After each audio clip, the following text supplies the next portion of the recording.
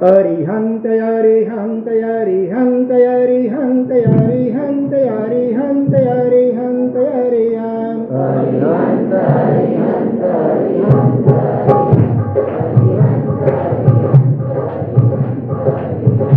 આદિનાથ આદિનાથ આદિનાથ આદિનાથ આદિનાથ આદિનાથ આદિનાથ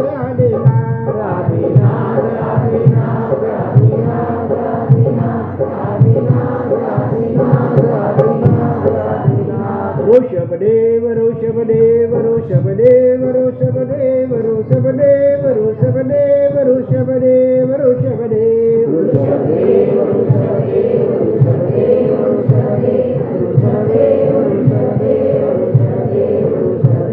गुरुदेव गुरुदेव गुरुदेव गुरुदेव गुरुदेव गुरुदेव गुरुदेव गुरुदेव गुरुदेव गुरुदेव गुरुदेव आत्मा છું आत्मा છું आत्मा છું आत्मा છું आत्मा છું आत्मा છું आत्मा છું आत्मा છું आत्मा છું आत्मा છું आत्मा છું आत्मा છું आत्मा છું आत्मा છું आत्मा છું आत्मा છું ओम ऐं नमः ओम ऐं नमः ओम ऐं नमः ओम ऐं नमः ओम ऐं नमः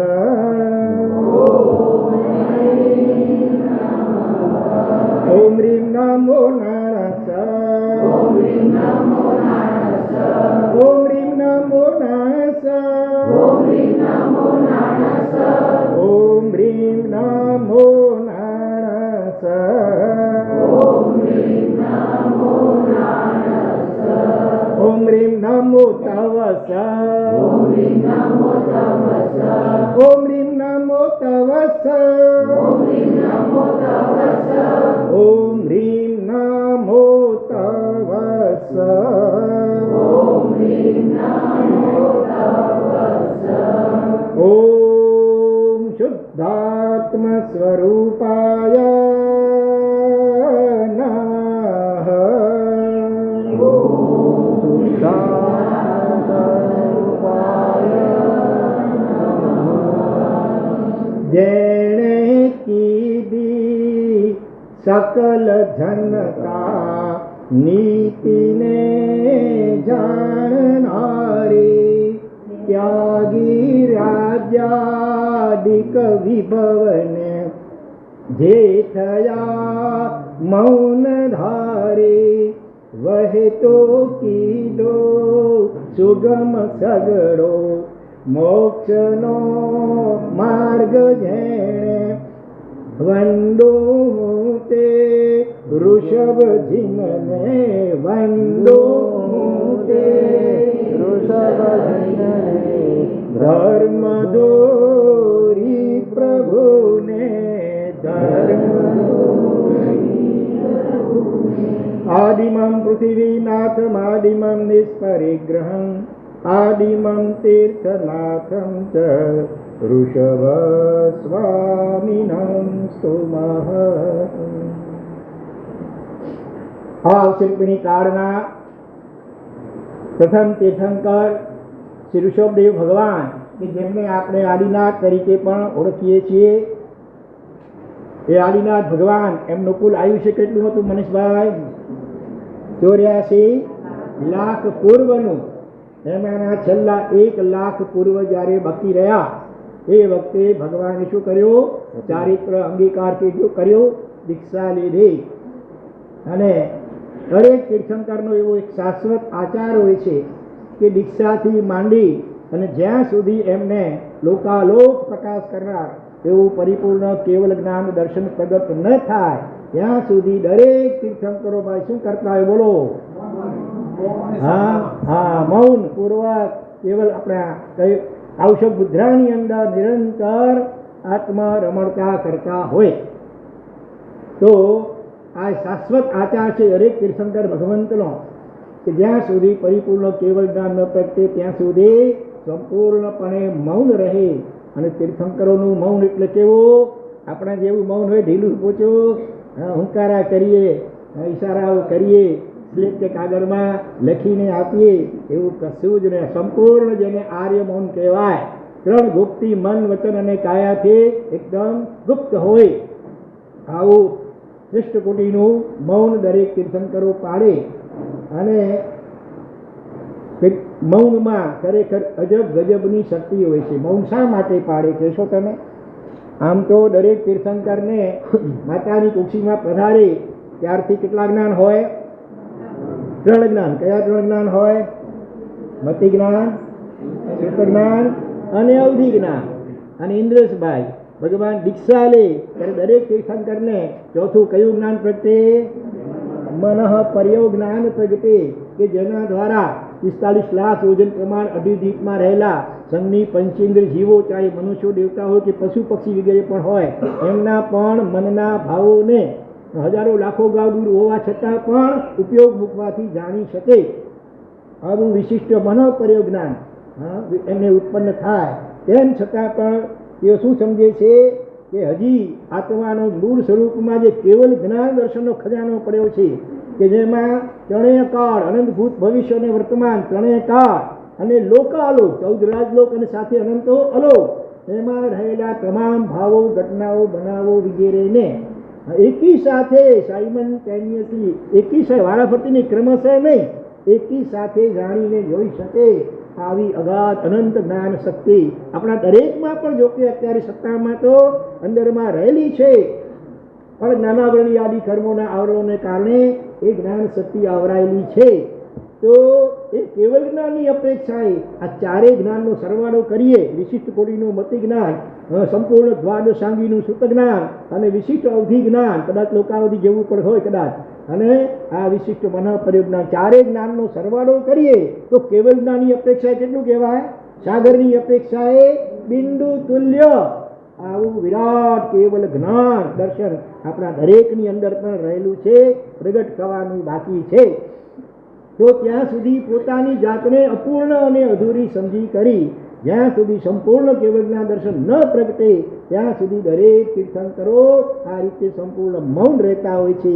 તેઓ સમજે છે કે અત્યારે અધૂરી, અપૂર્ણ, છદ્મસ્ત અવસ્થામાં જો હું કંઈ પણ બોલવા જઈશ અને છદ્મસ્ત દશાને કારણે એમાં ક્યાંક તૂટી રહી જશે, તો બદ્રિક લોકો તો એમ જ સમજે કે આ ભગવાનની વાણી છે, ભગવાને કહ્યું છે, એ પ્રમાણે એને જો અનુસરવા લાગશે તો એ પ્રરૂપણામાં જે ત્રુટિ કે કચાશ કે ખામી હશે એને કારણે એમને ક્યાંય નુકસાન ન થઈ જાય, ક્યાંક એવી અધૂરી ખોટી પરંપરાઓ ચાલુ ન થઈ જાય. એટલા માટે કરુણાથી પ્રેરાઈને દરેક તીર્થંકરો મૌન ધારણ કરતા હોય છે. અને એ મૌન રહેવાને કારણે કદાચ ગમે એટલી કોઈ તકલીફો, કષ્ટો પણ આવે તો પણ એ સહજ ભાવે, સ્વસ્થતાપૂર્વક એમાંથી પસાર થાય છે. પરંતુ જરા પણ એમાં બાંધછોડ કરતા નથી હોતા.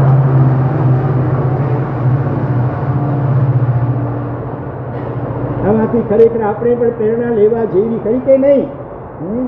મૌનમ સર્વાર્થ સાધનમ કહ્યું છે. મૌન મણિયા ભલી, પછી મેં પર છે મણિયા ભલી, હા ખબર, માઠ સબસે ભલી ચૂપ, સાયલન્સ ઇઝ ગોલ્ડન. આવા સુવાક્યો આપણને મૌનના મહત્વ તરફ અંગુલી નિર્દેશ કરે છે. મૌન રહેવાથી ઘણા દોષોથી બચી જવાય, ઘણા ઝઘડા રગડા ઓછા થઈ જાય, અસત્ય ભાષણ કે ઉત્સૂત્ર ભાષણથી પણ બચી જવાય. અને સાથે સાથે આપણી સ્ટેમિના જે છે ને એનો પણ ઘણો સંગ્રહ થાય, સંચય થાય. એક વાક્ય જોરથી બોલવામાં આવે તો કેટલી શક્તિનો, કેટલી કેલેરી વપરાય? તો કે કઠિયારો હોય અને આખો દિવસ સવારથી સાંજ સુધી ગરમીમાં લાકડાઓ કાપે, કેટલી કેલરી કે શક્તિ વપરાય? એના કરતાં પણ અનેક ઘણી વધારે શક્તિ એક વાક્ય જ્યારે જોરથી બોલવામાં આવે ત્યારે એટલી એનર્જી એમાં વપરાતી હોય છે. એટલે જેમણે પણ ખરેખર અંતર્મુખ બનીને પોતાના આત્માનો અનુભવ કરવો છે એવા સાધક આત્માઓએ તો જેટલું બને એટલું વિશેષ પ્રકારે મૌન રહેવું જોઈએ. અને એવા લક્ષ્યવાળા આત્માઓ આ કાળમાં પણ જોવા મળે છે. હજી તાજેતરમાં જ ગોરે ગામમાં જેમની દીક્ષા થઈ, શું નામ પડ્યું એમનું ખબર છે? શું નામ પડ્યું? પહેલેથી યાદ રહી જાય એવું નામ છે, નમસ્કાર ગુણાસિંહજી. હા, એમના 10 અભિગ્રહ, બરોબર ને? કેટલા? 9 કે 10 અભિગ્રહ લીધા. સૌથી પહેલો મહત્વનો અભિગ્રહ શું છે?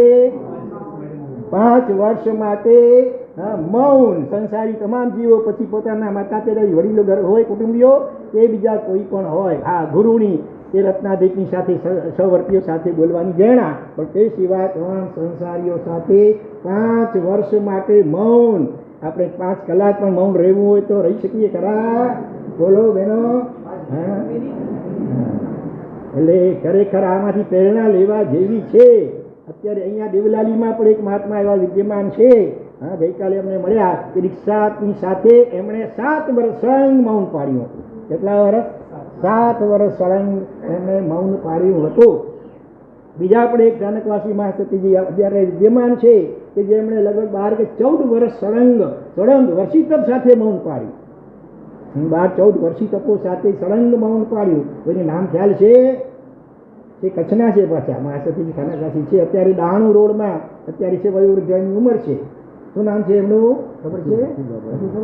વસુધાબાઈ મહાસતીજી. વસુધાબાઈ મહાસતીજી. આવા અનેક આત્માઓ છે. હિમાચલ પ્રદેશ ભુંતરમાં એક મહાસતીજી તો છે, નૂતન પ્રવાસીજી. એમને લગભગ 14 વર્ષ સુધી, 12.5 વર્ષ સુધી ભગવાન મહાવીર સ્વામીનો છદ્મસ્ત દીક્ષા પર્યાય કેટલો છદ્મસ્ત? 12.5 વર્ષનો. તો 12.5 વર્ષ સુધી એમણે મૌન પાડ્યો. કરશું કંઈક શુભ સંકલ્પ આપણે આજે. એ વર્ષી તપ બધાથી કદાચ નથી શકતો, ઉપવાસ નથી થઈ શકે તો એકાંતરે મૌન કરશો. કોઈ વર્ષી તપ વાળાઓને પૂછું જરા.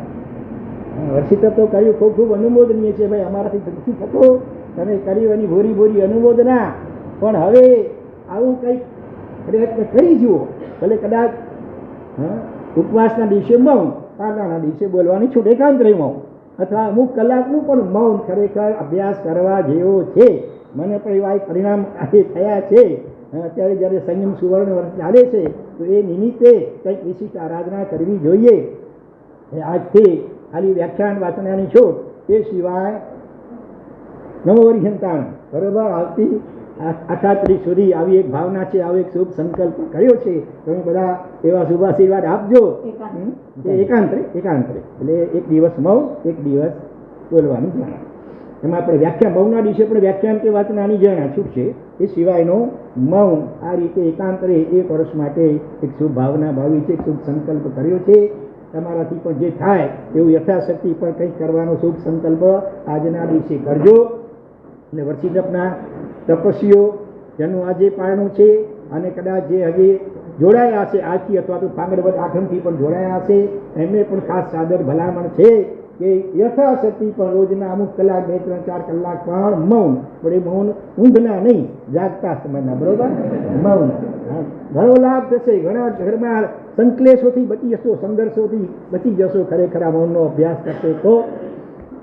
ઋષભદેવ ભગવાને પણ આ શાશ્વત આચાર પ્રમાણે મૌન રાખ્યો અને પરિણામ એ આવ્યું, વચમાં 18 કરોડ સાગરોપમ જેટલા દીર્ઘકાળ સુધી કોઈ તીર્થંકરનું શાસન હતું નહીં. પહેલા તીર્થંકર થયા અવસર્પિણી કાળમાં, અને એના પરિણામે ભગવાને દીક્ષા લીધી. એ પહેલાં ભલે એ પોતાના વ્યવહારિક કર્તવ્ય રૂપે સ્ત્રીઓની કેટલી કળાઓ? 64 અને પુરુષોની 72 કળાઓ, તે સિવાય પણ 100 શિલ્પ વગેરે ઘણું બધું શીખવાડ્યું હતું. પણ પછી દીક્ષા લીધી એટલે સંપૂર્ણ મૌન થઈ ગયા. પરિણામે લોકોને ખબર નહીં કે ભાઈ સાધુ ભગવંતોને શું કેવો આહાર કલ્પે વગેરે કાંઈ ખબર નહીં. અને તેથી જ દીક્ષા લીધા પછી આપણે ત્યાં છઠની વાત આવે છે. 20 તીર્થંકરો એ પહેલાં દીક્ષા લેતાની સાથે છઠ સુમતીનાથ ભગવાનનું 81મું હતું, 12મા વાસુદેવ સ્વામી ભગવાનનું 4th ભક્ત હતું, 1923મા ભગવાન 8મ સાથે દીક્ષા વખતે 8મ હતી. બાકીના 20 તીર્થંકરોને છઠ હતી. દિગંબરમાં જો કેમ આવે છે કે 6 મહિનાના ઉપવાસ જે હોય તત્વ કેવલી ગમ્યમ. પણ ત્યાર પછી જ્યારે ભગવાન પારણા માટે દીક્ષા ગોત્રી માટે નીકળે છે ત્યારે લોકો એટલા બધા અજુ જેને અજ્ઞાન હતા એ સાધુ ભગવંતને એવો શું કલ્પે એ ખબર નહીં. આહાર પણ કદાચ આપે ને તો ફળના આખા કરંડિયા લ્યો દાદા, આખું કેરી સફરજન વગેરે. પણ ભગવાન મૌન છે, ઈશારો પણ કરતા નથી કે આ નહીં ઓલું રોટલી કે શાક, એવો પણ કોઈ ઈશારો પણ કરતા નથી. આવું અણશુદ્ધ આર્ય મૌન દરેક તીર્થંકર પાડતા હોય છે. લોકો ભાવથી એમને કોઈ કે દાદા પગે શા માટે ચાલો છો ને, લેવો ને અમારી બગી કે કે ઘોડા ઘેરે હાથી ઘોડા આપે, રથ આપે, રત્નો આપે, હીરા માણેક આપે, અને કોઈક આવા ફળના સચિત ફળના કરંદી આદિ ઘેરે પણ આપે, પણ ભગવાન સહજપણે પાછા ફરી જાય. આવું કેટલા દિવસ ચાલ્યું ભાઈ? 1 દિવસ, 2 દિવસ, કેટલા દિવસ? 400 દિવસ, 13 મહિના ને 10 દિવસ સુધી આ જ ક્રમ ચાલ્યો. હવે જો અહીંયા ભગવાન તો અવધિ જ્ઞાને મરે જ્ઞાન સહિત હતા. ભારત તો ખોલો ઉપયોગ મૂકે કે ભાઈ આવું કેમ થાય છે, જોવું તો ખરો ભલા મારો અંતરાય કર્મ કેવા પ્રકારનો છે, ક્યારે એનો અંત આવશે, ક્યારે પાળું થશે, જેનાથી કોનાથી પાળું થશે, આવું ભારત તો અવધિ જ્ઞાન દ્વારા જાણી શકત. પણ ભગવાને એ અવધિ જ્ઞાનનો પણ એવો ઉપયોગ કરવાનો ઉચિત માન્યો નહીં. સતત ઉપયોગ પોતાના આત્મા તરફ જ હોય, પોતાના ઉપયોગને સતત આત્મામાં જ ડૂબેલો રાખતા. એટલે ભગવાનની કેટલી ધીરજ વિચાર કરીએ, કેટલી સહનશીલતા સાથે કેટલું અડગ ધૈર્ય આપણે હોઈએ તો જરા વાતમાં આમ ઊંચા નીચા થઈ જઈએ, આકુડ વ્યાકુળ થઈ જઈએ. જરાક વ્યાખ્યાન 5-10 મિનિટ વધારે ચાલે તો હવે વ્યાખ્યાન ક્યારે પૂરું થાય, ક્યારે પૂરું થાય થઈ જાય ને, ક્યારે પાળું થશે, ક્યારે પાળું થશે વગેરે વગેરે વિકલ્પો આવી જાય. ટ્રેન કે બસ જરાક મોડી થાય, લેટ થાય તોય ઊંચા નીચા થઈ જઈએ, આકુડ વ્યાકુળ થઈ જઈએ. સવારના ચા જરાક મોડી વહેલી થાય તો પણ આકુડ વ્યાકુળ. બસની કે ટ્રેનમાં લાઈનમાં ઊભા ટિકિટના એમાં જરાક વાર લાગે તોય આકુડ વ્યાકુળ. કેટલા મનમાં વિકલ્પો કરી નાખીએ. આવી તો સેંકડો બાબતો છે કે જેની અંદર આપણે ડગલે ને પગલે ધૈર્ય અને ક્ષમતા ખોઈ બેસીએ છીએ. આર્ત ધ્યાન, રૌદ્ર ધ્યાનના વિકલ્પોમાં ચડી જઈએ છીએ. ત્યારે ઋષભદેવ ભગવાનને ડગલે પગલે યાદ કરવાના છે, એને પ્રાર્થના કરવાની જેવી છે કે ભગવાન આપણા જેવું તો ભલે કદાચ ધૈર્ય આપનો ભાઈ આ ભાવમાં, પણ કંઈક થોડો ઘણો અંશ તો આપના ધૈર્યથી ગુણનો અમને આપો.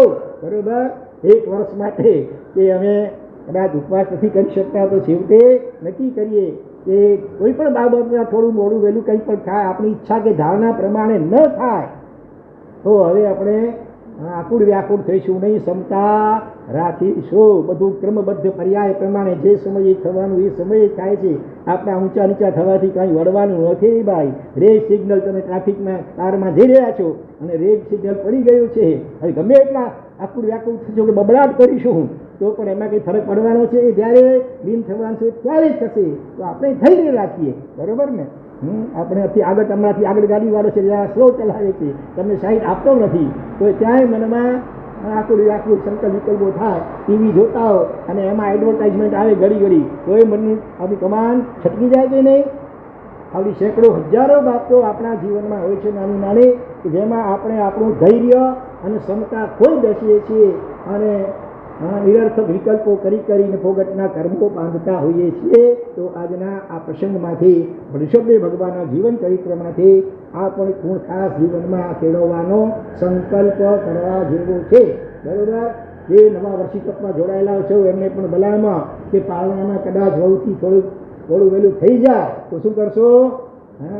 ધીરજ રાખજો ભલા.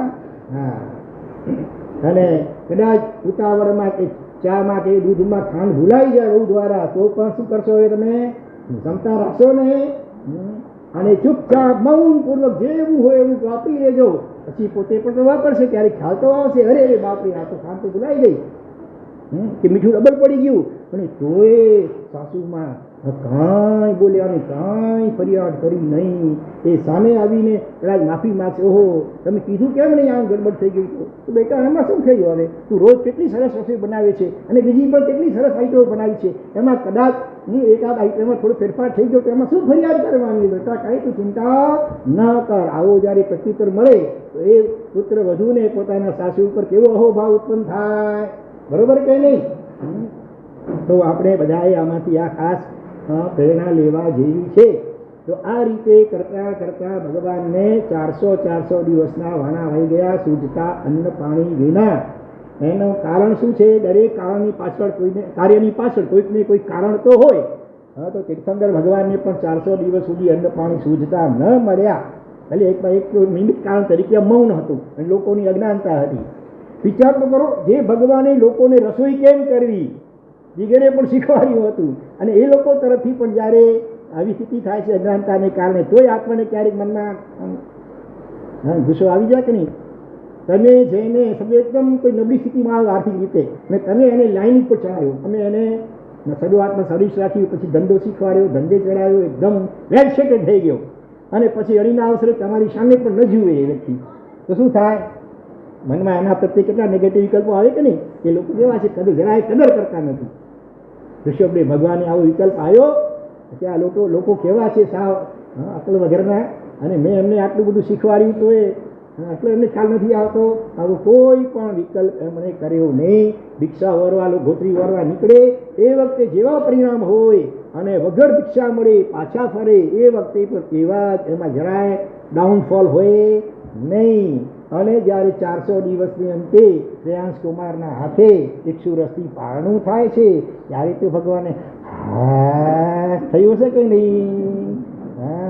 આ ગરમીના દિવસો ચાલે છે, રાતના કદાચ જોરદાર ગરમી હોય અને તમારો 24 સંકલ્પ હોય, અને તરફથી ઘડું સુકાયું હોય, તો સવારે ક્યારે જલ્દી નોકરથી આવે અને ક્યારે ઠંડુ મજાનું આઈસ કોલ્ડ પાણી કે શરબત મળે, એની કેટલી આકુરતાથી રાહ જોવાય. અને જ્યારે પહેલો ઘૂંટડો અંદરમાં થાય ત્યારે કેવો હાશકારો થાય. તો 400 દિવસના 24 ઉપવાસ થઈ ગયા છે, અને ત્યાર પછી જ્યારે આ 100 વર્ષથી પારણું થયું એ વખતે પણ ભગવાનના પરિણામ એવા છે, કોઈ હાશકારો પણ નથી. કારણ કે આ શરીરરૂપી પૂતગલથી પોતાની જાતને, આત્માને ભિન્ન તરીકે એ સતત અનુભવી રહ્યા હતા. એનો ઉપયોગ સતત આત્મા તરફ હતો. શરીરને તો એ પડોશી તરીકે, પોતાનાથી ભિન્ન તરીકે અનુભવતા હતા. એટલે આવી સ્થિતિમાં, દરેક સ્થિતિમાં પણ સમપરિણામમાં તેઓ લગભગ રહી શકતા હોય છે. ભગવાનને પ્રાર્થના કરીએ કે એમાંનો એકાદ અંશ પણ આપણા જીવનમાં આવે. બરોબર? તો આ રીતે, અને આમ થવાનું કારણ, જો કે ત્રિશક્તિ શલાકા, પુરુષ ચરિત્ર વગેરે ગ્રંથોમાં એનું એ કરબંધનું કારણ ત્યાં વાંચવામાં આવતું નથી, પણ પરંપરાથી લોકવાયકા જે ચાલી આવે છે એ પ્રમાણે આપણે વિચારીએ તો ઋષભદેવ ભગવાનનો આત્મા પૂર્વ ભવમાં કોઈક શ્રેષ્ઠી તરીકે હતા, અને એ વખતે ગામના પાદરી ખરવાડ ઉપર પાસેથી પસાર થતા હતા. એ વખતે કોઈક ખેડૂત પોંકમાંથી અનાજને છૂટું પાડવા માટે કચ્છી મેં કરો છો કરો ફેરી, એવું ખબર હે?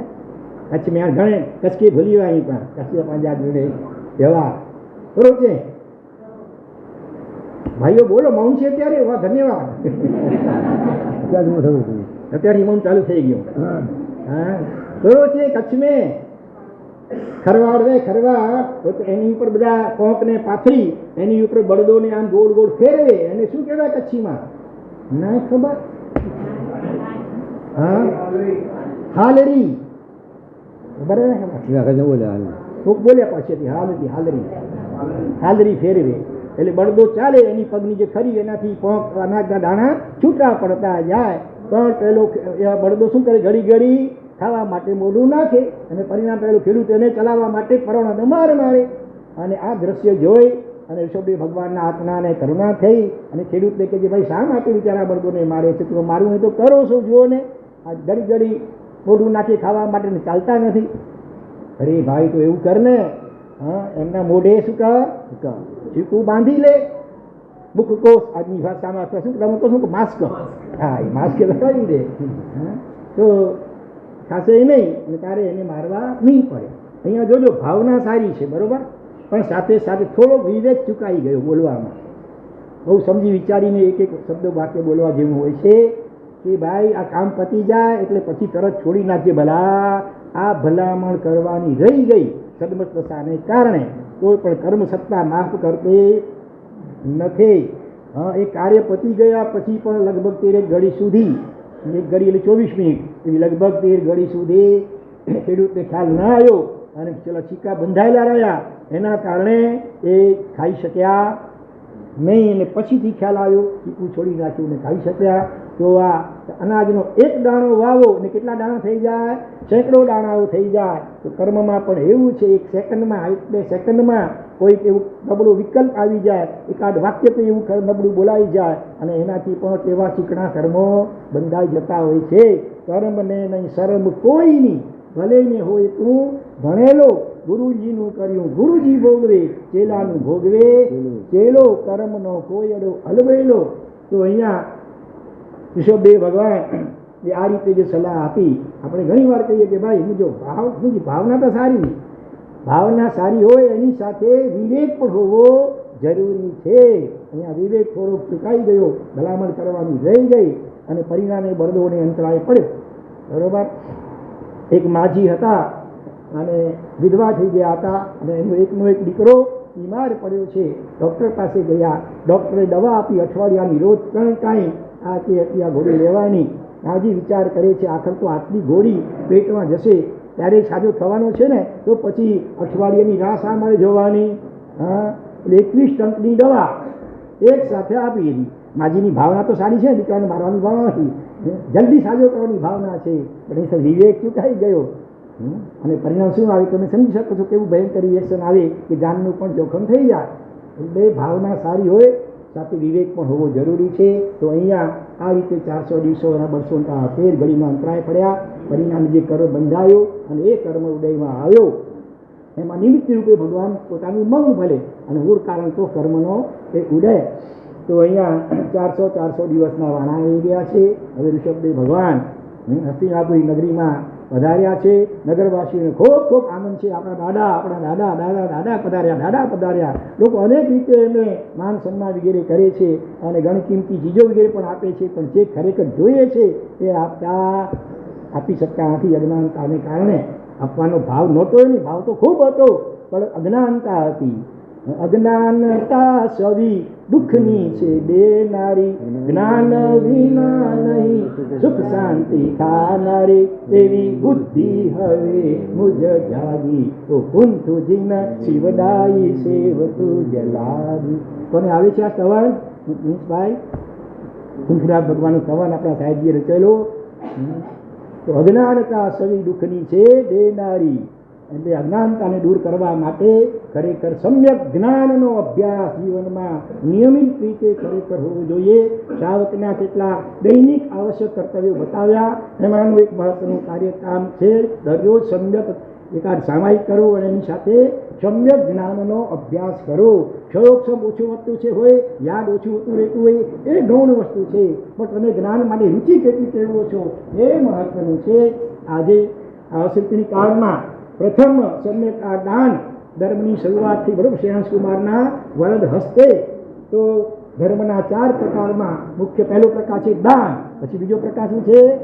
શીલ, તપ અને ભાવ. તો પહેલો પ્રકાર છે દાન. દાનના પણ કેટલાય પ્રકારો છે. સુપાત્ર દાન, અભય દાન, અનુકંપા દાન, એવી જ રીતે છે ઉચિત દાન, કીર્તિદાન, ધર્મોપગ્રહ દાન અને સાથે છે સમ્યક જ્ઞાનનું પણ દાન. બરોબર.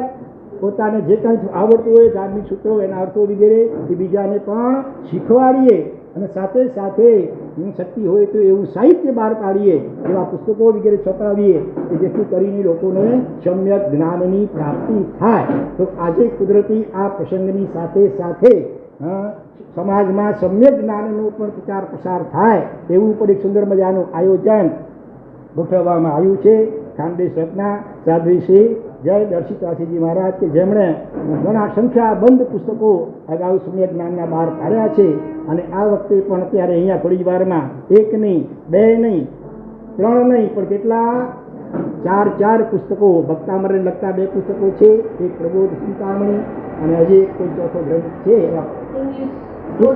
ઇંગ્લિશમાં સ્ટોરી બુક. આજે નવી પેઢી માટે એ પણ ખૂબ ખૂબ જરૂરી છે. આજે ગુજરાતી માતૃભાષા લખતા વાંચતા આવડતી નથી બાળકોને, પણ શોચનીય વાત છે.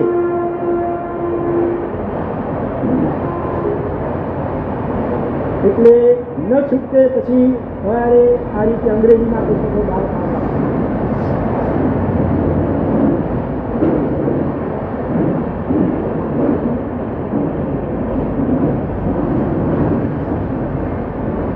તો અને આવા બીજા પણ જે પુસ્તકો ઘણા સારા પુસ્તકો આજે બહાર પડે છે. કરંટ ટોપિક વર્તમાન કાળમાં અત્યંત જરૂરી હોય એવા એક ટોપિક ઉપર પણ ઘણા સારા પુસ્તકો બહાર પડે છે.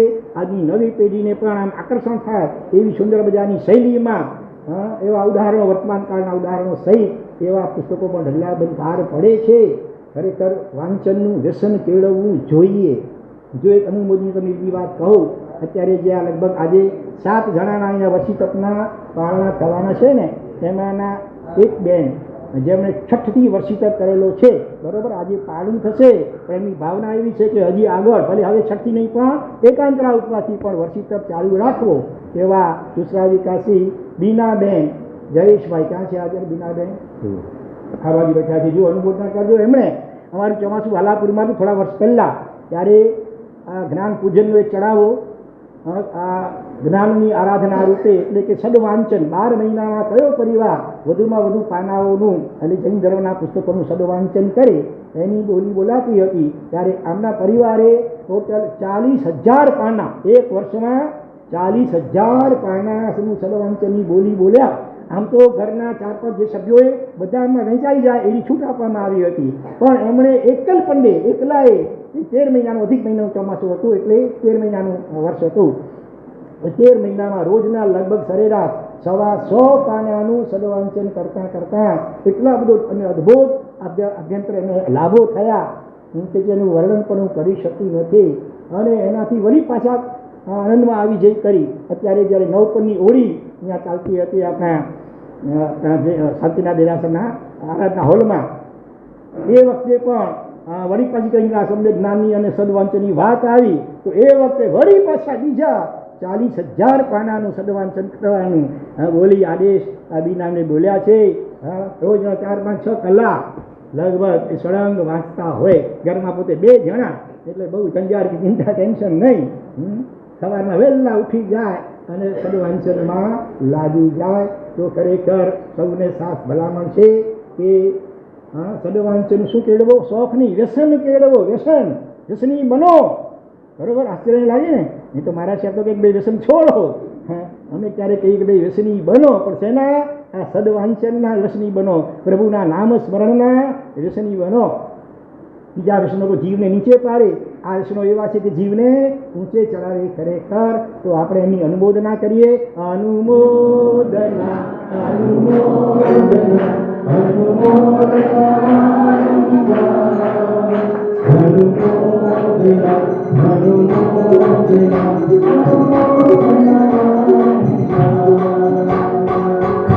સાથે સાથે સાહેબજીને પણ ધન્યવાદ આપીએ કે આ રીતે સમયનો સદુપયોગ કરી અને એક પછી એક આવા સરસ મજાના પુસ્તકો બહાર પાડતા રહે છે. એની એક્ઝામ, બરાબર ને, પરીક્ષાઓ પણ રાખવામાં આવતી હોય છે. તો બધા એની અંદર પણ સારી સંખ્યામાં જોડાજો.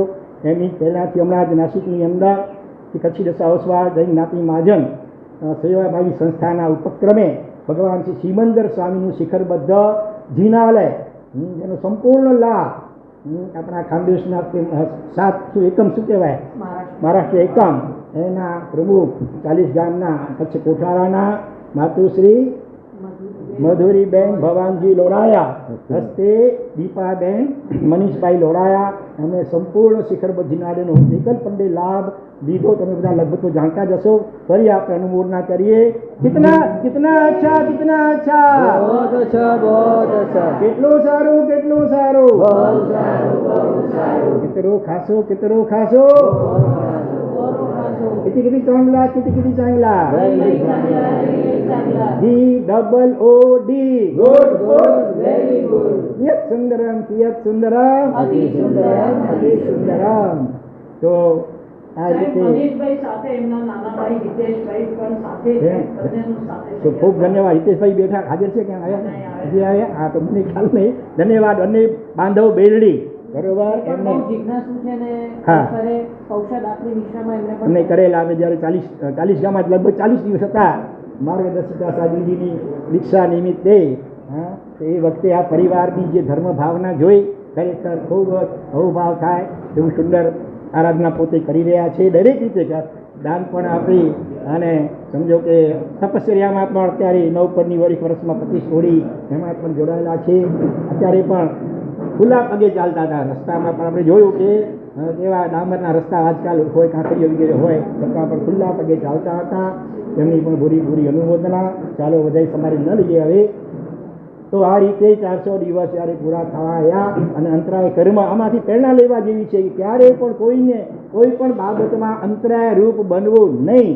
ઘરના કોઈ સભ્યને તપસ્યા કરવાની ભાવના થતી હોય, હા, સાસુ હોય કે વહુ હોય કે દેરાણી કે જેઠાણી કે કોઈ પણ ભાઈ બહેન, તો બીજા ઘરના સભ્યોએ શું કરવું જોઈએ? એને સપોર્ટ આપવો જોઈએ, સહાયક બનવું જોઈએ. એવી રીતે પરિવારમાંથી કોઈને પણ ચારિત્ર લેવાની ભાવના થતી હોય તો પણ અંતરાયરૂપ બનવો નહીં, ઉલટું સારી પ્રેરણા કરવી જોઈએ સંતાનોને. એને બદલે કદાચ સ્વયંભૂ સત્સંગથી તૈયાર થતા હોય, ભાવનાશીલ થતા હોય તો ભૂલે ચૂકે પણ એમાં એને અંતરાયરૂપ બનવું જોઈએ નહીં. નહીં તો એવા ચીકણા અંતરાય કરો બંધાઈ જાય. આજે એવા અમે ઢગલાબંધ આત્માઓ જોવા મળે છે કે જેમને ભાવના હોવા છતાં પણ રજા મળતી નથી. આની ઉંમરમાં ઘણી ભાવના હતી, પ્રજા ન મળવા અટકી ગયા, સંસારમાં પડ્યા, અને પછી સંસાર તો કેવો છે તમે બધા અનુભવી રહ્યા છો કે નહીં? દૂરથી સોહામણો ને અંદરમાં કેવો છે? નમો હરિહંતાણ, બરોબર કે નહીં? તો ભૂલે ચૂકે પણ કોઈ પણ બાબતમાં, ખાવા પીવામાં કે આ તપસ્યા વગેરેમાં કે ચારિત્ર લેવા વગેરેમાં પણ અંતરાય રૂપ બનવું જોઈએ નહીં. એવા મહાત્માઓ બેઠા છે. પ્રેમ રત્ન મારા સજોડે આજથી 3.5 વર્ષ પહેલાં સજોડે ચારિત્ર અંગીકાર કર્યું છે. બાજુમાં બેઠા છે આનંદ રત્ન મહારાજ. એમણે પણ 2.5 વર્ષ પહેલાં ભલે સજોડે નહીં પણ સાવિકાએ રજા આપી. ભલે મોહ હતો એને કારણે શરૂઆતમાં આનાકાની કરી, પણ આખરે એમની ભાવના મક્કમ હતી તો છેવટે રાજી ખુશીથી રજા પણ આપી. અને બધા સુંદર અત્યારે નવપણની ઓળીઓ કરી રહ્યા છે આંબેથી, બરોબર. જ્ઞાનરત્ન સાગરજી મહારાજ બેઠા છે અહીંયા, નાના મહારાજ. એ પણ માતા પિતાનું પુત્ર તરીકે એક જ છે. 2 બહેનો છે, એમાંથી એક બહેને પરીક્ષા લીધેલી છે અને પુત્રમાં તરીકે તો આ એક જ હતા, છતાં જરા આનાકાની કર્યા વગર રાજી ખુશીથી આશીર્વાદપૂર્વક એમણે અનુમતિ આપી છે. તો આ બધા પ્રસંગોમાંથી તમે પણ પ્રેરણા લેજો અને કોઈ પણ સારી બાબતમાં કોઈને પણ ક્યારેય પણ અંતરાયરૂપ બનતા અંતરાયરૂપ ન બને ને હવે ખાનદેશમાં ફરી પાછી એવા દીક્ષાના માહોલ સાહેબની નિશ્રામાં થાય એવા તમે બધા પ્રેરણા આપજો. પ્રેરણા આપે, અંતરાયરૂપ ન બને પણ સામેથી ખરેખર શરૂઆતમાં કઈ પ્રેરણા કરવી, સામેથી કરવી જોઈએ. એને બદલે કરી છે પ્રેરણા. કેટલા જણાએ પોતાના સંતાનને ચારિત્ર લેવા માટે પ્રેરણા કર્યો, ભલે પછી એ તમે સફળતા મળી કે ન મળી પછીની વાત. પ્રેરણા કેટલાએ કરી? આંગળી ઊંચી કરો, અનુમોદના કરીએ, દર્શન કરીએ. છે કોઈ? ક્યાં છે? હવેથી કરતા જાગ્યા ત્યાંથી સવાર, બરોબર. એક શ્રાવક શાળિકા મા બાપ તરીકે તમારું ખાસ કર્તવ્ય હોય. દીકરા દીકરી થોડા સમજના થાય ત્યારથી એના કાનમાં અવસરે આ વાત નાખવા જેવી છે કે બેટા લેવા જેવો સંયમ ચારિત્ર છે, છોડવા જેવો સંસાર છે, મેળવવા જેવો મોક્ષ છે. બેટા સંસારમાં સાચું સુખ નથી, સાચું સુખ આત્મામાં, અને એ સંયમ દ્વારા જલ્દી પ્રગટ થઈ શકે એમ છે. આવી પ્રેરણા જરૂર તમારા સંતાનોને કરજો. એવી ખાસ સપ્રેમ ભલામણ છે. ઘડિયાળનો કાંટો આગળ વધી રહ્યો છે. તો અહીંયા ઋષભદેવ ભગવાનને 400 દિવસ વીતી ગયા છે અને હવે અંતરાય કર્મ પણ ઉદય પૂરો થવા આવ્યો હતો અને અખીનાપુર નગરમાં પધાર્યા છે. લોકો બધા ભાવથી ખૂબ આદ સત્કાર સન્માન વગેરે કરે છે અને અગાઉ કઈ એવી ચીજો બધી સામે ધરે છે, પણ ભગવાન મૌનપૂર્વક પાછા ફરતા રહે છે. એમ કરતાં કરતાં જ્યારે રાજ દરબાર પાસેથી પસાર થઈ રહ્યા હતા અને એ વખતે શ્રેયાંશ કુમાર એને ઋષભદેવ ભગવાન સાથે શું સંબંધ ખબર છે કોઈને? ઋષભદેવ ભગવાનના સંસાર સંબંધે શું થાય? પૌત્રની પ્રપૌત્ર પડપોતરા થાય. અને આગલા કેટલા ભવોથી ભગવાન સાથે સંબંધ ચાલ્યો આવતો હતો?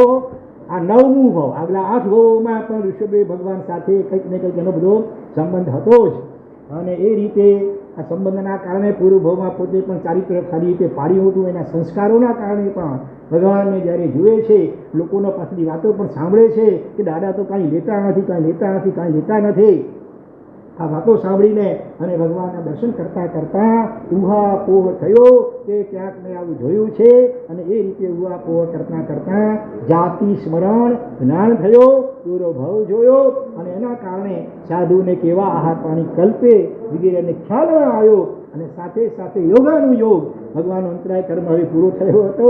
એના જ કારણે કુદરતી રીતે કોઈ ભાગ્યશાળીએ શ્રેયાંશ કુમારને કેટલા 108 ગળા ઇક્ષુ રસના એ ભેટ તરીકે આપેલા. એટલે ભગવાન માટે તો નિર્દોષ છે. ભગવાનના માટે એના નિમિત્તે બનાવેલું પણ નથી અને તે ગળીઓ કાંઈ પણ થઈ ગયો હશે એટલે એ રીતે અચિત હતો. એટલે શ્રેયાંશ કુમારે તરત દોડતા જઈ કરી ભગવાનને ભાવથી વંદન કર્યા અને સાથે સાથે પ્રાર્થના કરી વિનંતી કરી કે ભગવાન કૃપા કરી આ સૂજતો આહાર છે 100 રસનો આપ વરી અને લાભ આપો. ભગવાને પણ ઉપયોગ દ્વારા જાણી લીધું કે આ નિર્દોષ આહાર છે. તીર્થંકરો પણ આ મર્યાદાઓ પાળે, આચાર મર્યાદા પાળે.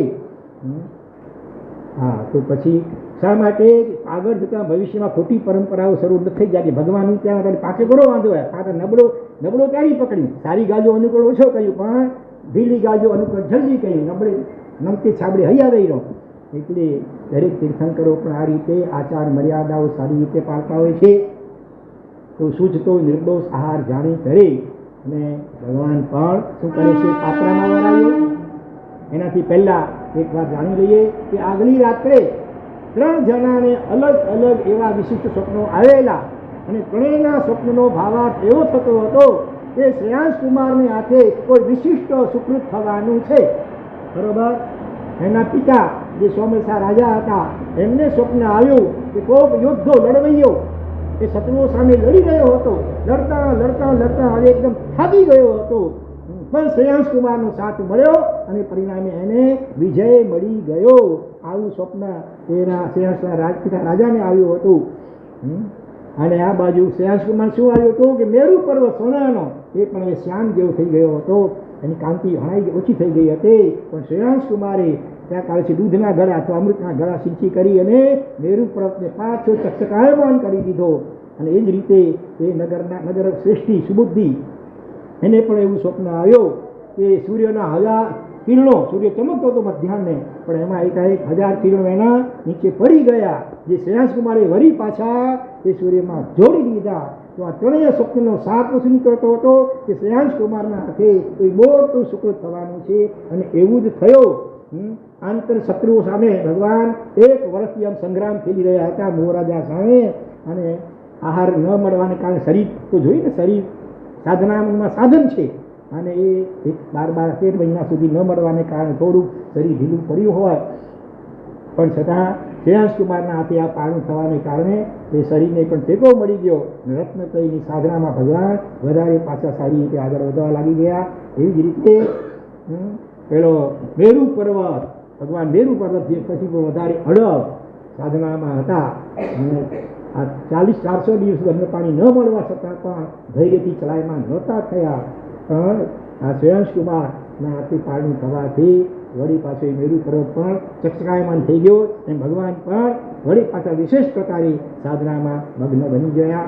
એવી જ રીતે સૂર્ય જેવા ભગવાન તેજસ્વી એ પણ 400 દિવસ આહાર પાણી ન મળતા શરીર અંદરથી જરા ખીણ નહોતા, પણ શરીર પૂતગલ તો પૂતગલનું થોડુંક કામ કરે, પણ શ્રેયાંશ કુમારના હાથે પારણું થવાથી વળી પાછા સૂર્ય પાછો આત્માનો એકદમ જગજગાયમાન થઈ ગયો. તો આ રીતે ત્રણેય સ્વપ્નો જે સૂચવતા હતા એ પ્રમાણે જ બન્યું. ઋષભદેવ ભગવાન પધાર્યા અને આ ઇક્ષુ રસ પણ કેવો ભાગ્યશાળી હશે. આમ તો વનસ્પતિકા એકેન્દ્રિય, બરોબર ને, તો કેવો ભાગ્યશાળી કે ભગવાનના હસ્તમાં એને રહેવાનું અને છેવટે ભગવાનના શરીરમાં પ્રવેશ કરી અને એમને સાતા પડવા આપવાનું મહાન સૌભાગ્ય એને સાંપડ્યું. ભગવાનને પ્રાર્થના કરીએ કે તો અમને પણ એવું સૌભાગ્ય ભગવાન પર થાવ એ આપના હાથે, બરોબર. તો અથવા કોકને આવી રીતે આપણે સહાયરૂપ બની શકીએ. શ્રેયાંશ કુમાર જેવી રીતે ભગવાનની સાધનામાં સહાય બન્યા, એવી રીતે આપણે પણ આપણા સાધનની કોઈ નબળા હોય કોઈ રીતે પણ એને પણ સહાયક બની અને એના અંતરના આશીર્વાદ પ્રાપ્ત કરીએ. અથવા કોઈ ઠેકાણે જેમ દેરાસર અહીંયા જરૂરી હતું નાસિકની અંદર અને આ પરિવારે લાભ લઈ લીધો, તો આ રીતે એમણે પણ જ્યાં જરૂરિયાત હોય જે ચીજની એ વખતે એની શક્તિ આપણી હોય તો ગોપવ્યા વિના એની પૂર્તિ કરીએ તો આપણે પણ શ્રેયાંશ કુમારનું કંઈક અનુકરણ કર્યું ગણાશે, બરોબર. અને આ વર્ષી તપ થયું કેવું મહાન તપ છે કે 400 દિવસ સુધી એકાંતરા ઉપવાસ, પારણામાં પણ મોટે ભાગે વ્યાસના અને સમજુ આત્માઓ તો વિવેકી આત્માઓ પારણા પણ એવી નિર્લેપ ભાવે અનાસક્ત ભાવે કરે કે ખાવા છતાં પણ ઉપવાસી, બરોબર ને. એવા પણ દાખલા આવે છે ને, અનાસક્ત ભાવે જીવ વાપરે તો એ ખાવા છતાં પણ ઉપવાસ જેટલો લાભ થઈ શકે તો અનેક એવા વર્તમાન કાળમાં પણ એવા આત્માઓ છે કે એક ચડે એવા જેને કહીએ વર્ષી તપના આરાધક આત્માઓ. એમાં આપણી અપેક્ષા વિચાર કરી તો આપણા લક્ષ્યની અંદર ઇન શાસન શિરોમણી તપશ્ચક્ર ચક્રવર્તી પૂજ્યપાદ આચાર્ય ભગવાન શ્રી ગુણોદય સાગર સુરીશ્વરજી મહારાજા, જેમણે અનેકવિધ જવાબદારીઓ ગચ્છની હોવા છતાં પણ 54મું વર્ષી તપ ભલે હજુ રહ્યું 53 જેટલા લગભગ વર્ષી તપો એમના થઈ ગયા. ઘણીવાર ગરમીના દિવસો હોય, ઉગ્ર વિહારો હોય. શરૂઆતમાં તો ઘણા વર્ષોથી પગે જ વિહાર કરતા હતા. એમાં અમારી દીક્ષા પછી બીજા જ વર્ષે રાજસ્થાન જવાનું છે. 12મી ચોમાસું હતું. રોજના 3 ટાઈમના વિહારો. સવાર નીકળ્યા હોઈએ એક ઠેકાણે નોકારશે, વળી આગળ તરત વિહાર થાય બપોરનું બીજું ઠેકાણે, સાંજે વળી ત્રીજા ઠેકાણે. ગરમીના દિવસો, રણ પ્રદેશ છતાં પણ એવી સ્થિતિમાં એ વખતે એમનો 7મો વર્ષી તપ મને ખ્યાલ ચાલુ હતો. ઉપાધ્યાય પદે એ વખતે પોતે આરૂઢ હતા. તો આવી ગરમીમાં અનેકવિધ આવા કષ્ટોમાં પણ આ સળંગ આટલા બધા વર્ષી તપો એમણે કર્યા. આપણે એમની ગોરી ગોરી અનુમોદના કરીએ, અતિશય અનંત સરને ભાવથી વંદના કરીએ. અને જોકે સંખ્યાની અપેક્ષા કદાચ વિચાર કરીએ તો બીજા એક એવા મહાપુરુષ થઈ ગયા. મને હમણાં જ કુદરતી ઠેકાણે વાંચવા મળ્યું કે અમદાવાદની અંદર એક મહારાજ સાહેબ થઈ ગયા, વિશ્વ કીર્તિ વિજયજીના સમુદાય. જોકે નહોતું લખેલું કયો સમુદાય, પણ એમણે 55 જેટલા વર્ષી તપો પોતાના જીવનમાં કર્યા. અને એમાં લગભગ અડધા વર્ષી તપો એવા કે પારણામાં 6 વિઘઈનો ત્યાગ. 55 વર્ષી તપ અને લગભગ અડધા વર્ષી તપો 27 કે 28, એની અંદર પારણામાં પણ 6 વિઘઈનો ત્યાગ. એવું સાદું ભોજન એનાથી પારણું કરે અને વર્ષી તપ એમણે આટલા બધા કર્યા. એની પણ ગોરી અનુમોદના કરીએ. એવી જ રીતે બીજે વલ્લભસુરી સમુદાયમાં એક આચાર્ય ભગવાન થઈ ગયા, વસંત સુરી મહારાજ. એમના પણ લગભગ 54 જેટલા વર્ષી તપો થયા. એમાં લગભગ 10 વર્ષી તપો છઠ્ઠના પારણે એકાસનાથી એમણે વર્ષી તપો કર્યા. એમની પણ ગોરી અનુમોદના કરીએ. એક શ્રાવિકા, એક કચ્છી શ્રાવિકા, એમના પણ પોતાના જીવનમાં 54 જેટલા વર્ષી તપો થયા. બોલો કોઈને ખ્યાલ છે નામ? કચ્છ નવા વાસના એ હતા શ્રાવિકા. એમના દીકરીએ પણ દીક્ષા લીધેલી છે અને પૂર્ણાસિદ્ધિ એમનું નામ. બોલો કોઈને ખ્યાલ છે શ્રાવિકાઓમાંથી 54 વર્ષી તપ કરનારા કચ્છ નવા વાસના કયા શ્રાવિકા થઈ ગયા? નથી ખ્યાલ? હા, પૂછે છે મારે કે વૈશાખ પછી મહિનો કયો ગુજરાતીમાં? એ તો કહો, ઇંગ્લિશમાં નહીં ભલા. તો એ એમનું નામ, એના ઉપરથી એમનું નામ છે. એ શ્રાવિકાનું નામ જેઠીમાં. કારણ કે જેઠી મત જો શીરો યાદ હતી તો જેઠીમાં એમણે પણ, અને દર ઓળી આવે ને ચૈત્રના 8 મહિનાની, ત્યારે પાછી ઉપવાસને પારણે આંબીલ જ કરે. અને એ રીતે એમણે 54 જેટલા વર્ષી તપો કર્યા. ઘણા દાખલાઓ છે. 88 ને 16 ભત્તાથી વર્ષી તપ કરનારા પણ છે. સુરતની અંદર સરસ્વતીબેન નામ હતું. એમણે 88 પણ વર્ષી તપ અને 16 ભત્તાને પારણે 16 ભત્તાથી વર્ષી તપ કર્યા. અને છૂટક તો ઘણા બધા વર્ષી તપો, સિદ્ધિ તપ, ક્ષણિક તપ વગેરે મોટા તપો કર્યા. અમે પ્રત્યક્ષ રીતે 2 વાર એમને મળ્યા છીએ. એવી રીતે બીજા એક સરસ્વતીબેન રાધનપુરના હતા. એમણે એક ઉપવાસથી 30 વર્ષી તપ, પછી કેટલાક 6થી કેટલાક 8મથી વર્ષી તપો, પછી 4 ઉપવાસ, 5 ઉપવાસથી વર્ષી તપ, 6 ઉપવાસથી વર્ષી તપ, 7 ઉપવાસથી વર્ષી તપ અને છેલ્લે 28થી વર્ષી તપ ચાલુ હતું. અને એમાં એમનું આયુષ્ય પૂરું થયું. આવા ઢગલાબંધ દાખલાઓ આપણા અતુલ ગચ્છની અંદર પણ ઘણા મહાત્માઓ થઈ ગયા. આપણા ગુણસાગર શ્રી આચાર્ય ભગવાન, એમણે પણ 48 વર્ષના સળંગ એકાસના ઉપર છેલ્લા 8 વર્ષ વર્ષી તપો કર્યા. અનેકવિધ ગચ્છની જવાબદારીઓ વચ્ચે પણ ઘણા ભક્તો કહેતા, સાહેબ હવે આટલી ઉંમરમાં આપ વર્ષી તપ રહેવાનું, એકાસના કરો. સાહેબ કે જો તમે ઈચ્છો છો કે હું લાંબુ જીવું તો મને તપસ્યામાં અટકાવતા નહીં. તપથી જાય વિકાર, શારીરિક વિકાર, બીમારીઓ પણ દૂર થઈ જાય. અને મન અને ઇન્દ્રિયોના વિકારો પણ દૂર થઈ જાય. વિપુલ કર્મની નિજરા થાય અને મોક્ષ નજીકમાં થાય. એટલે આવા અનેક તપસ્વીઓ આત્માઓ યાદ આવે. અમદાવાદના દર્શનાબેન, જેમ છેલ્લા લગભગ 25 વર્ષોથી 8મના પારણે સળંગ 8મના પારણે 8મ કરી રહ્યા છે. કચ્છ ભોજાઈના પુષ્પાબેન સાંગલી રહે છે. એમના પણ છેલ્લા 21 વર્ષોથી 8મના પારણે 8મ સળંગ ચાલુ છે. લગભગ 19 જેટલા 8મો થઈ ગયા છે. તો આવા એકથી ચડેવા ઢગલાબંધ કરીએ તો કલાકો નીકળી જાય. એટલા લાંબા લિસ્ટ છે. તો એ તમામ નામી અનામી વર્ષી તપના આરાધકો એ બધાની આપણે ભૂરી ગોરી અનુમોદના કરીએ. ઓમ રીમ નમો તવસ, બોલો. ઓમ રીમ નમો તવસ, ઓમ રીમ નમો તવસ, ઓમ રીમ નમો તવસ, ઓમ રીમ નમો તવસ, ઓમ રીમ નમો તવસ. એક સાધુજી ભગવંતે 28ના પારણે આંબીલથી વર્ષી તપ કર્યું. 28 પારણામાં આંબીલ, 28 પારણે આંબીલ, એ રીતે વર્ષી તપ કર્યો. જૈનેતરો જન્મથી જૈનેતર હોય, પાછળથી જૈનેતર પામેલા હોય એવા એક લાલુભા વાઘેલા, અત્યારે પછી 90 વર્ષની ઉંમરના, એમણે 4 વર્ષી તપો કર્યા. રોજની 100 બીડી પીનારા હતા. મારા સાહેબનો સત્સંગ થયો, એકી દડાકે 100 બીડીનો ત્યાગ કર્યો અને પછી સત્સંગના પરિણામે આગળ વધતા વધતા અનેક અઠાવીઓ અને 64 કોરી ઔષધો કર્યા અને સાથે સાથે 4 વર્ષી તપો કર્યા. અને એનું પાલન પણ એકનું તો હસ્તિનાપુરમાં જઈને કર્યું, એકનું પાલિતાણામાં કર્યું. અત્યારે પણ વિરમ ગામની બાજુમાં ટ્રેન્ટ ગામમાં એવું વિદ્યમાન છે. એ બધાની ભૂરી ભૂરી અનુમોદના કરીએ. વર્ષી તપના તપસ્વીઓને સપ્રેમ ભલામણ કે આટલું મહાન તપ કર્યું તો કમસે કમ હવે તમારા જીવનની અંદર શું એવું જોઈએ? કાયમ માટે ઉકાળેલું પાણી, બરોબર. 400 દિવસ ચાલી ગયું તો હવે તો કાચું પાણી પેટમાં જવું જ ન જોઈએ. રાત્રિ ભોજન હવે તો સપને પણ થવું ન જ જોઈએ, બરોબર કે નહીં? એવા બાળકો છે કે જન્મથી ચોવિયા, આ જન્મ ચોવિયા કર્યા હોય એવા બાળકો આ કાળમાં જ્યારે વિદ્યમાન છે, એની માતા પિતા કેવા હશે, કેવા સંસ્કાર નાખ્યા હશે. તો તમને બધાની ખાસ ભલામણ, હોટલ કે લારીનું ભોજન તો હવે કાયમને માટે, બરોબર, આપી દઉં, નિયમ લેશો વર્ષી તપના તપસ્વીઓ. હા, હોટલનું ખાવાનું બંધ.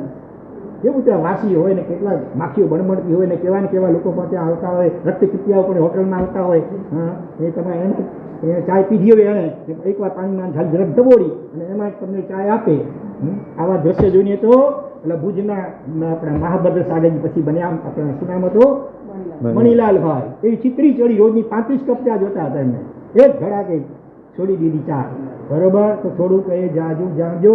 ચાલો તો હવે આ બધા તપસ્વીઓની અનુમોદના છે. તપસ્વીઓ પોતે પણ અને બાકી તમે બધા દૂર દૂરથી જ્યારે એની અનુમોદના કરવા માટે સગાવાલા વગેરે બધા આવેલા છો, તો આ બધાની અનુમોદના છે. યથાશક્તિ કંઈક ને કંઈક નાનકડો શુભ સંકલ્પ એની મનમાં ધારણા કરી લો, બરોબર.